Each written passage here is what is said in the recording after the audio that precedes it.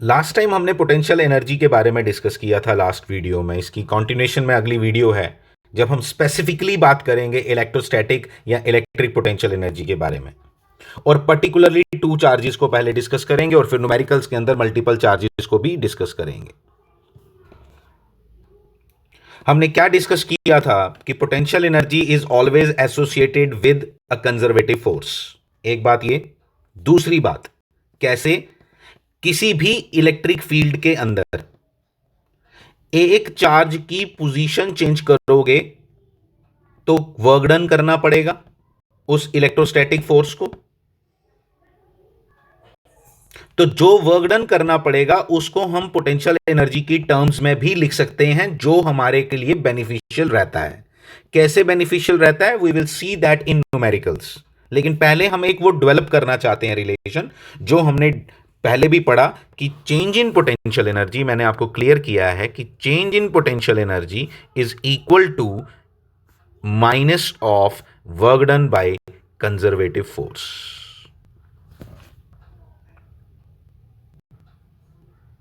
यानी कि अगर इधर से देखें तो WC is equal to U initial minus U final. Minus कहां गया, क्योंकि फाइनल माइनस इनिशियल होता है, मैंने इनिशियल माइनस फाइनल लिखा है, इसलिए हो गया work done by conservative force is equal to U initial minus U final. इसके आगे चलते हैं और इसको डेरिवेशन को जरा समझते हैं, जो इंपॉर्टेंट भी है। Let us now calculate the work done on a test charge Q not moving in a non uniform field. पिछली बार एक न्यूमेरिकल हमने किया जिसमें हमने यूनिफॉर्म इलेक्ट्रिक फील्ड लिया था, caused by a single stationary point charge. जो एक स्टेशनरी चार्ज होता है ना, एक चार्ज है पॉइंट चार्ज, तो जो उससे जितनी दूर चलते जाओ तो इलेक्ट्रिक फील्ड कम होता जाता है या नहीं। जितनी दूर बढ़ते जाओगे जितनी दूर चलते जाओगे उतना उतना इलेक्ट्रिक फील्ड उसका क्या होगा, कम होता जाएगा। दैट मीन्स कि कांस्टेंट इलेक्ट्रिक फील्ड नहीं रहता। तो इसका मतलब single stationary point charge always makes non uniform electric field, इसलिए ये नॉन यूनिफॉर्म इलेक्ट्रिक फील्ड की कहानी है। तो इलेक्ट्रिक फील्ड यहां पे नॉन यूनिफॉर्म है, दैट मीन्स कि उसके कारण जो फोर्स होगी वो भी नॉन यूनिफॉर्म होगी। और अगर फोर्स नॉन यूनिफॉर्म होगी और उसका अगर मुझे वर्क डन कैलकुलेट करना है तो इंटीग्रेशन मेथड यूज करना पड़ेगा। यही कहानी को आगे हम समझते हैं। पहले एक डायग्राम है जिसको समझेंगे। ये हमारा, हम क्या लिख रहे हैं यहां पे, ये जर्नल एक फिगर है, ये यहां से लेके यहां तक अगर दो चार्जेस ऐसे पड़े हों जिनके बीच में डिस्टेंस कितना हो r का, तो फोर्स किसके बराबर होती है, ये इसलिए बनाया है, ठीक है। Q नॉट अपॉन क्या होती है, R स्क्वायर। ये जर्नल हो गया। अब इसी और इस Q ने एक इलेक्ट्रिक फील्ड बनाया हुआ है यहां, इसके अराउंड, पूरा अराउंड इसके क्या है, इलेक्ट्रिक फील्ड है। उस इलेक्ट्रिक फील्ड के अंदर मैं एक चार्ज की पोजीशन A से B चेंज कर रहा हूं। तो हम देखना चाहते हैं कि पोटेंशियल एनर्जी कितनी चेंज होगी। मैं चार्ज को Q नॉट को A से B तक लेके जा रहा हूं, means this is initial position, this is final position. A से B पे लेके जा रहा हूं और मैं देखना चाहता हूं कि पोटेंशियल एनर्जी कितनी चेंज हुई। I can only calculate change in potential energy, and for that I need to calculate the work done by conservative force involve here. वो अगर मैं कैलकुलेट कर लूं that work done by that conservative force which is electrical force here, then I can comment on the change in the potential energy. Let's see how. देखो, Coulomb's force जो मैंने अभी लिखी, मैंने K लिखा था, उसकी जगह इसने 1/4 पाई एप्सिलॉन नॉट लिखा है। एक ही बात है, कोई डिफरेंस नहीं है दोनों में। आप K लिख सकते हो अगर आप चाहो तो। फिर मैंने एक चीज लिखी है, this force is not constant, so we have to integrate to calculate the work done. हम आगे बढ़े, आगे देखा तो ये वर्क डन कैसे निकालेंगे, ये देखो। मैंने बोला आपको इंटीग्रेट करना पड़ेगा work done by this conservative force. कहां से कहां लेके जा रहे हो, कहां से कहां लेके जा रहे हो, RA से RB की तरफ। इंटीग्रेशन की, मैंने के लिख दिया उसकी जगह, इंटीग्रेशन की, समझो इंटीग्रेशन को, एक एक चीज को, बहुत होगी दिन इंटीग्रेशन आपको सिखाते हुए। Work done by conservative force किसके बराबर आ गया, ये आ गया, लेकिन ये चेंज इन पोटेंशियल एनर्जी नहीं है। अगर चेंज इन पोटेंशियल एनर्जी ये है WC, ठीक है। अगर मान लो मैं इसको डेल यू लिख दूं तो क्या चेंज करूंगा, माइनस डाल दो, माइनस डाल दो। This del U is equal to क्या है, माइनस ऑफ WC। तो माइनस ऑफ WC के लिए क्या करना पड़ेगा, सिर्फ RB के RA की जगह RB लिख दो, RB की जगह RA लिख दो, कहानी हो गई। वो लिखा होगा मैंने आगे, ये देखो, ये देखो, चेंज इन पोटेंशियल एनर्जी निकाल ली कि एक सिस्टम के अंदर तुमने एक चार्ज को एक जगह से दूसरी जगह ले गए, तो ये इसका आंसर आ गया। Change in potential energy equal to क्या बनी, change in potential energy equal to क्या बनी, Q0 1/RB माइनस 1/RA। अब यहां पे ये चेंज निकाली मैंने, और लेकिन मैं अगर जरा पोटेंशियल एनर्जी निकालना चाहता हूं तो एक को रेफरेंस ले लेता हूं, इनिशियल पॉइंट को, कि भाई मैं कहां से ला रहा हूं, वहां की पोटेंशियल एनर्जी मुझे मालूम हो अगर, तो जहां से मैं इसकी इनिशियल पोजीशन मेरी ए पोजीशन है, फॉर एग्जांपल, अगर मान लो ए की पोजीशन, ए की पोटेंशियल एनर्जी मुझे मालूम हो, तो मैं बी की बता सकता हूं। अभी मैं इस फॉर्मूले से सिर्फ यह बता पा रहा हूं कि पोटेंशियल एनर्जी चेंज कितनी हुई। समझना प्लीज इस बात को, क्या बोल रहा हूं कि आपको मैं बता पा रहा हूं कि पोटेंशियल एनर्जी चेंज कितनी हुई। ना मुझे शुरू की मालूम है, ना मुझे बाद की मालूम है, लेकिन मुझे मालूम है चेंज कितनी हुई। तो अगर मुझे शुरू की मालूम होती, जैसे मैं आपको बताता हूं,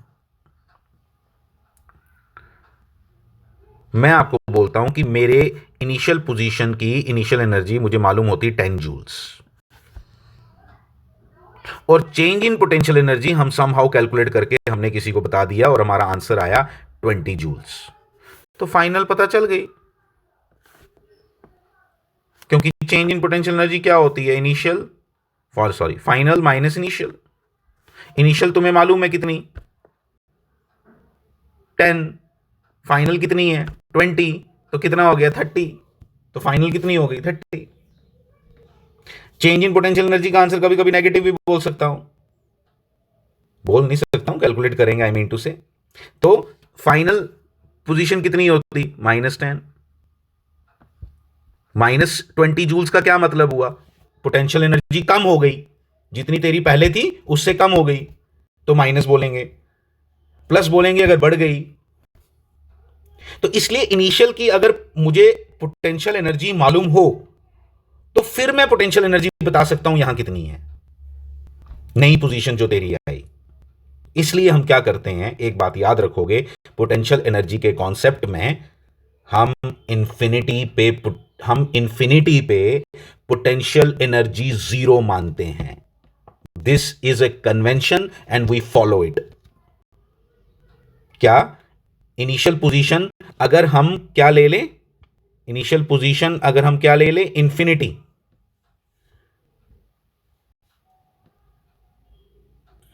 इनिशियल पोजीशन अगर हम क्या मान लें, इंफिनिटी, गलत लिखा मैंने, अगर मैं बोलूं इनिशियल पोजीशन अगर मैं इंफिनिटी मान लूं, और मुझे मालूम है कि इस पोजीशन पे पोटेंशियल एनर्जी क्या होती है, 0, यहां पे मतलब RA की जगह क्या डाल दो, इंफिनिटी, और आप बोल सकते हो कि अब आपकी नई पोजीशन क्या है, RB बोलने, RB भी बोल सकते हो, R मतलब तुम इंफिनिटी इनिशियल से अब कहां आए हो, R पे, कहां से, इंफिनिटी से कहां आए हो, R पे। तो अब आपकी जो पोटेंशियल एनर्जी होगी वो कितनी होगी, आओ देखें, ये देखो क्या लिखा है, as the above formula is of change of potential energy, so if we want to find the potential energy then take one point as reference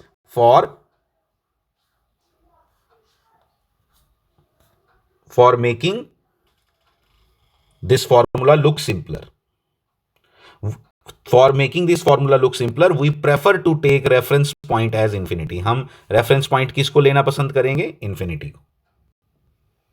और उस वजह से हमने लिख दिया यू आर इक्वल टू, इधर ए की जगह क्या डाल दिया, इन्फिनिटी, सिंपल करने के लिए। परफेक्ट फॉर्मूला वही था जो हमने पीछे लिखा था, आर बी और आर ए वाला, जहां पे हमने चेंज इन पोटेंशियल एनर्जी निकाली। लेकिन अब हम बात करना चाहते हैं पोटेंशियल एनर्जी की, चेंज की नहीं।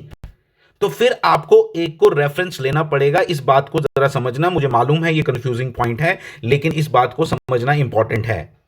जो हमारे को कॉन्सेप्ट ने बताया था, वो कॉन्सेप्ट कहता है कि you can only calculate change in potential energy, you can not calculate potential energy. तो जब तुम चेंज कैलकुलेट कर सकते हो, अगर तुम्हें इनिशियल मालूम हो, तो तुम फिर नई पोजीशन की पोटेंशियल एनर्जी के बारे में बता सकते हो।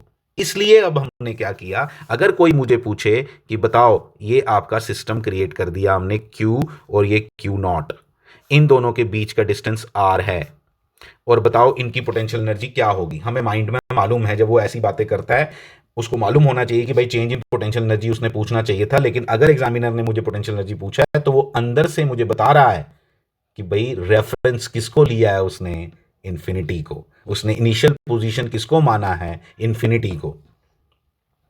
इसलिए फिर मैं बोल पाऊंगा कि इस सिस्टम की पोटेंशियल एनर्जी, जिसमें मुझे मालूम है छुपा हुआ है क्या, इनिशियल पोजीशन कहां है, इन्फिनिटी, जिसपे पोटेंशियल एनर्जी कितनी है, 0। तो पोटेंशियल एनर्जी क्या होगी, देखो ये इसका आंसर है। और आप न्यूमेरिकल के पॉइंट ऑफ व्यू से अब ये जो फिगर बनाई है इसको समझोगे। इस सिस्टम की पोटेंशियल एनर्जी ये आई, ये एक सिस्टम है जिसके बीच में डिस्टेंस कितना है, R, उसकी पोटेंशियल एनर्जी ये है। फिर से याद दिलाओ खुद को कि हम तो लेकिन इन पोटेंशियल एनर्जी निकाल सकते थे। तो हमें मालूम है एक हिडन फैक्ट है इसके अंदर, क्या, कि इनिशियल पोजीशन को इन्फिनिटी माना गया है, और इन्फिनिटी पे पोटेंशियल एनर्जी कितनी होती है, 0। इसलिए हमारे को ये फॉर्मूला दिखाई दे रहा है, जो फॉर्मूला एक्चुअली क्या था, के क्यू, ठहर मैं दोबारा लिखता हूं अच्छे से। मैं लिखूंगा कि एक्चुअल फॉर्मूला, इसी फॉर्मूले को देखो मैं अच्छे से कैसे लिखूंगा। क्या लिखूंगा कि जो हमारा एक्चुअल आंसर है वो ये है, यू इन्फिनिटी इक्वल टू के Q not 1/r minus 1/infinity। ये इनिशियल पोजीशन, फाइनल पोजीशन। ये क्यों नहीं दिखाई दे रहा आपको फॉर्मूले के अंदर, क्योंकि 1/infinity 0 होता है, इसलिए नहीं दिखाई दे रहा है यहां। इसलिए कोई बोले पोटेंशियल एनर्जी, पहली बात उसको बोलो कि पोटेंशियल एनर्जी तो भाई मैं बता नहीं सकता, मैं तो चेंज इन पोटेंशियल एनर्जी बता सकता हूं। और जब मैं चेंज इन पोटेंशियल एनर्जी बता सकता हूं, लेकिन स्टिल यू इंसिस्ट कि तुम पोटेंशियल एनर्जी बताओ, तो मुझे मालूम है आप क्या बताना चाहते हो, कि तुम्हें एक फैक्ट मालूम होना चाहिए कि इनिशियल पोजीशन क्या सपोज की गई है, इन्फिनिटी, जहां पे पोटेंशियल एनर्जी कितनी है, 0। इसलिए हमारे को बोल सकते हैं कि इस सिस्टम का पोटेंशियल एनर्जी, ये जो Q और Q0 है, सिस्टम में बार बार बोल रहा हूं क्योंकि एक चार्ज की कभी पोटेंशियल एनर्जी नहीं होती, this is meaningless.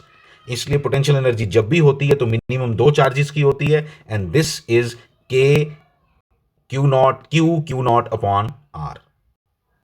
Thank you.